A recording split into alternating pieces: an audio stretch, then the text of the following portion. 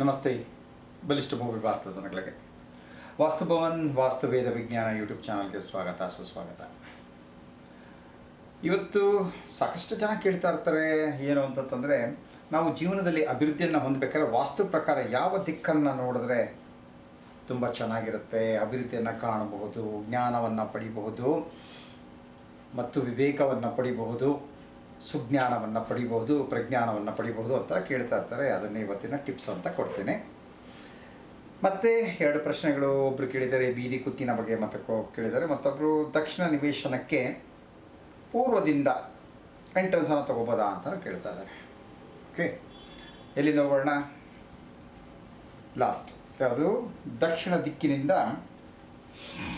ಪೂರ್ವಕ್ಕೆ ಮೇನ್ ಡೋರನ್ನು ಇಟ್ಕೋಬಹುದೇ ಅಂತ ಕೇಳ್ತಾ ಇದ್ದಾರೆ. ಖಂಡಿತವೂ ಇಟ್ಕೋಬೋದು. ಈಗ ನಿಮಗೆ ರೋಡು ಈ ಕಡೆ ಇದೆ ಅಂತ ಅಂದ್ಕೊಂಡ್ಬಿಟ್ರೆ ನೋಡಿ, ಇದು ರೋಡ್ ಇರುತ್ತೆ. ಓಕೆ, ರೋಡ್ ಈ ಕಡೆ ಇದೆ ಅಂದರೆ ದಕ್ಷಿಣ ದಿಕ್ಕಿನ ಮನೆಗೆ ಪೂರ್ವ ದಿಕ್ಕಿನಿಂದ ಎಂಟ್ರೆನ್ಸ್ ಅಂತ ಕೇಳ್ತಾ ಇದ್ದಾರೆ. ಹೀಗಿದ್ದಾಗ ಏನಾಗುತ್ತೆ, ಸಾಧಾರಣವಾಗಿ ನಾವೇನು ಹೇಳ್ತೀವಿ ಅಂತಾರೆ, ಮನೆ ಈಗ ಬೇಕಾದ್ರೆ ಕಟ್ಕೊಳ್ಳಿ. ಓಕೆ, ಈ ರೀತಿ ಕಟ್ಕೊಂಡಾಗ ಸಾಧಾರಣವಾಗಿ ಏನು ಹೇಳ್ತೀವಿ ಅಂದರೆ ಸೌತ್ ಈಸ್ಟ್ ಈ ಭಾಗದಿಂದ ಎಂಟ್ರೆನ್ಸನ್ನು ಕೊಡೋದಕ್ಕೆ ವಾಸ್ತು ಪ್ರಕಾರ ಒಪ್ಪುತ್ತೆ. ದಕ್ಷಿಣ ಆಗ್ನೇಯದಿಂದ ನೀವು ಈ ಮನೆಗೆ, ಈ ಸೈಟಲ್ಲಿ ಈ ಮನೆಗೆ ನೀವು ಪ್ರವೇಶವನ್ನು ಪಡಿಬೋದು. ಪಡೆದಾದ ಮೇಲೆ ಅಲ್ಲಿಂದ ಬಂದಾಗ ಏನಾಗುತ್ತೆ ಅಂದರೆ, ಎಗೇನ್ ಪೂರ್ವ ಅಂತ ಬಂದಾಗ ಏನಾಗುತ್ತೆ, 1 2 3 4 8 ಬರುತ್ತಲ್ಲ. 8ರಲ್ಲಿ ಈಗಾಗಲೇ ಸಾಕಷ್ಟು ನೋಡಿ ನೋಡಿ ನೋಡಿ ಎಲ್ಲರಿಗೂ ಅಭ್ಯಾಸ ಆಗಿರುತ್ತೆ.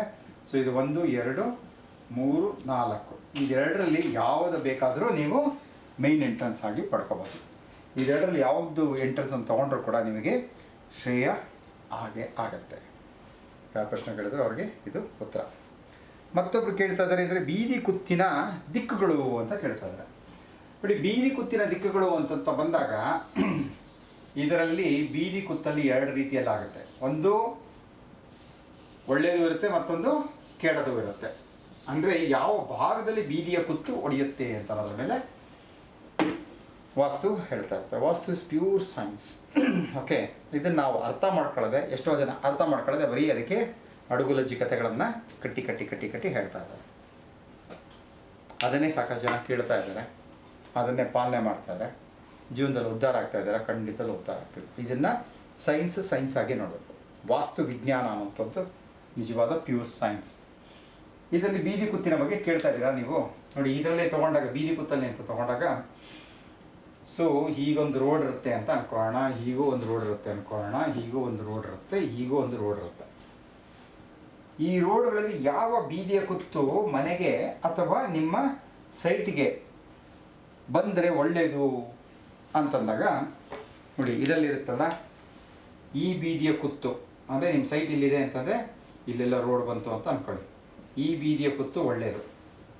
ಹಾಗೆ ಈ ಕಡೆಯಿಂದ ಈ ರೋಡಲ್ಲಿದೆ, ಹೀಗಿದೆ, ಈ ಬೀದಿಯ ಕುತ್ತು ಒಳ್ಳೆಯದು. ಏನಾಗುತ್ತೆ ಅಂತಾರೆ, ಇದು ಉತ್ತರ ಈಶಾನ್ಯ ಆಗುತ್ತೆ, ಇದು ಪೂರ್ವ ಈಶಾನ್ಯ ಆಗುತ್ತೆ.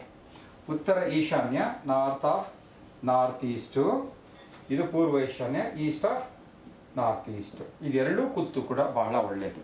ಯಾಕೆ ಅಂತಂದಾಗ, ಬೆಳಗಿನ ಹೊತ್ತು ಸೂರ್ಯನ ರಶ್ಮಿ ಏನಿರುತ್ತಲ್ಲ ಈ ಭಾಗದಲ್ಲಿ ಯಥೇಚ್ಛವಾಗಿ ಬರ್ತಾ ಇರುತ್ತೆ. ಎರಡನೇದು ಮ್ಯಾಗ್ನೆಟಿಕ್ ಎನರ್ಜಿ ಭಾಳ ಚೆನ್ನಾಗಿರುತ್ತೆ. ಅದು ಬಿಟ್ಟು ವಾಸ್ತು ಅಂತ ಹೋದಾಗ ಸರಿಯಾದ ವಾಸ್ತು ಯಾರು ತಿಳ್ಕೊಂಡಿರ್ತಾರೋ ಅವ್ರಿಗೆ ಮಾತ್ರ ಗೊತ್ತಿದೆ. There are 12 kinds of energies ಅಂತ. ಅಂದರೆ 12 ರೀತಿಯ ಎನರ್ಜಿಗಳು ಇರ್ತದೆ ಅಂತ ತಂದ್ಬಿಟ್ಟು 12 ರೀತಿಯ ಎನರ್ಜಿಗಳನ್ನ ನಾನು ಇಲ್ಲಿ ಎಕ್ಸ್ಪ್ಲೇನ್ ಮಾಡ್ತಾ ಹೋದ್ರೆ ತುಂಬ ಟೈಮ್ ಆಗ್ಬಿಡುತ್ತೆ. ಬಟ್ ಈ 12 ರೀತಿಯ ಎನರ್ಜಿಗಳು ಬರುವಂಥದ್ದು ಈ ನಾರ್ತ್ ಈಸ್ಟಿಂದ ಬರುತ್ತೆ. ಹಾಗಾಗಿ ನಾವೇನು ಮಾಡ್ತೀವಿ, ನಾರ್ತ್ ಈಸ್ಟ್ಗೆ ಬಹಳ ಪ್ರಾಮುಖ್ಯವಾದಂಥ ಒಂದು ಸ್ಥಾನವನ್ನು ಕೊಡ್ತಾ ಹೋಗ್ತಾ ಇರ್ತೀವಿ. ಓಕೆ, ಇದೆರಡು ಭಾಳನೇ ಒಳ್ಳೆಯದು. ಅದು ಬಿಟ್ಟು ಇನ್ಯಾವುದೇ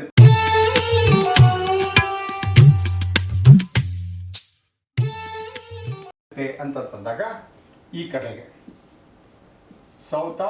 ಸೌತ್ ಈಸ್ಟ್ ಈ ಕಡೆಯಿಂದ ಬಂದರೆ ಬೀದಿ ಕುತ್ತು ತುಂಬ ಒಳ್ಳೆಯದು.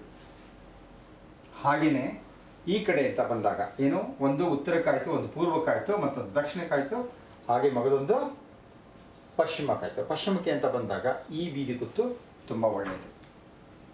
ಎಲ್ಲ ರೀತಿಯಲ್ಲೂ ಅನುಕೂಲಗಳು ಆಗ್ತಾ ಇರ್ತದೆ. ಓಕೆ, ಈಗ ಆಗ ಬರದೇ ಇರೋಂಥದ್ದು ಯಾವುದು ಅಂತಂದಾಗ ಅದನ್ನು ರೆಡ್ ಕಲರಲ್ಲಿ ಬರೆದು ಬಿಡ್ತೀನಿ.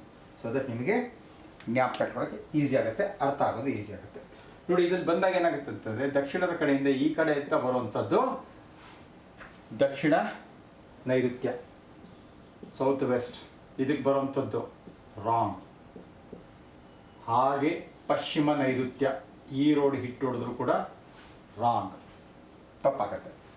ಹಾಗೆ ಪೂರ್ವ, ಇದು ಏನು ಉತ್ತರ ವಾಯುವ್ಯ, ಇದು ಕೂಡ ರಾಂಗ್. ಹಾಗೆ ತಗೊಂಡಾಗ ನಿಮಗೆ ಇದು ಯಾವುದಂತಂದರೆ ಪೂರ್ವ ಆಗ್ನೇಯ, ಈ ರೀತಿ ಬಂದರೂ ಕೂಡ ತಪ್ಪಾಗುತ್ತೆ. ಸೊ ಯಾರು ಕೇಳಿದಿರೋ ಅವ್ರಿಗೆ ಅರ್ಥ ಆಗಲಿ ಅಂತ ಅಂದ್ಬಿಟ್ಟು ಇಷ್ಟು ಬಣ್ಣ ಬಣ್ಣದ ಪೆನ್ನನ್ನು ಬಳಸ್ಕೊಂಡು ನಿಮ್ಗೆ ಅರ್ಥ ಆಗಲಿ ಅಂತ ತೋರಿಸಿದ್ದೀನಿ. ರೆಡ್ ಕಲರಲ್ಲಿ ಏನು ಮಾಡಿದ್ದಿಲ್ಲ, ಇವೆಲ್ಲ ರಾಂಗೆ.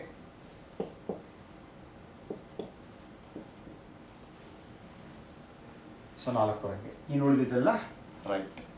ಈ ರೀತಿ ಮಾಡ್ಕೊಳ್ಳೋದ್ರಿಂದ ಅದು ಎನರ್ಜಿ ಲೆವೆಲ್ ತುಂಬಾ ಡಿಫ್ರೆಂಟ್ ಆಗಿರುತ್ತೆ. ಒಂದೊಂದು ಹೊತ್ತಲ್ಲಿ ಒಂದೊಂದು ರೀತಿಯಲ್ಲಿ ಎನರ್ಜಿಗಳು ನಮಗೆ ಸೂರ್ಯನ ದಿಕ್ಕು ಅಂದರೆ ಸೂರ್ಯ ಯಾವ ರೀತಿ ಚಲನೆಯನ್ನು ಹೊಂದುತ್ತಾ ಹೋಗ್ತಾ ಇರ್ತಾನೋ ಅದಕ್ಕೆ ತಕ್ಕನಂಗೆ ನಮಗೆ ಎನರ್ಜಿಗಳು ಡಿಫರ್ ಆಗ್ತಾ ಹೋಗ್ತಾ ಇರುತ್ತೆ. ಒಂದು ಹೊತ್ತಲ್ಲಿ ಸೂರ್ಯನ ಎನರ್ಜಿ ನಮಗೆ ಪಾಸಿಟಿವ್ ಆಗಿರುತ್ತೆ, ಕೆಲವೊಂದು ಹೊತ್ತಲ್ಲಿ ನೆಗೆಟಿವ್ ಆಗಿರುತ್ತೆ. ಅದು ಯಾಕೆ ಏನು ಅಂತ ಅನ್ನೋದು ತುಂಬ ದೊಡ್ಡ ಸಬ್ಜೆಕ್ಟು, ಮುಂದೆ ಯಾವಾಗಾದಾಗ ತಿಳಿಸ್ಕೊಡ್ತಾ ಹೋಗ್ತಾ ಇರ್ತೀನಿ. Okay right. ಈಗ ವಾಸ್ತು ಟಿಪ್ಸು ಅಂತ ಬಂದಾಗ ಅಭಿವೃದ್ಧಿಯನ್ನು ಕಾಣೋದಕ್ಕೆ ಏನು, ಜೀವನದಲ್ಲಿ ಅಭಿವೃದ್ಧಿಯನ್ನು ಕಾಣಬೇಕಂದ್ರೆ ನಮ್ಗೆ ಏನೇನು ಬೇಕಾಗುತ್ತೆ?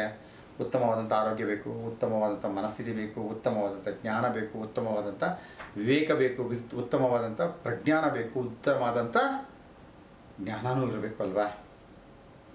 ಹಾಗೆ ವಿದ್ಯೆಯೂ ಇರಬೇಕು. ಇವೆಲ್ಲವನ್ನು ಸಕಲ ಸಂಪತ್ತನ್ನು ಕೊಡೋದಕ್ಕೆ ಇರುವಂಥ ಏಕೈಕ ದಿಕ್ಕು ಯಾವುದು ಅಂತ ಅನ್ನೋದಾದರೆ ಅದು ಈಸ್ಟ್. ಯಾಕೆ? ಈಸ್ಟಲ್ಲೇ ನಮಗೆ ಸೂರ್ಯ ಹುಟ್ಟುವಂಥದ್ದು ಅಲ್ವಾ?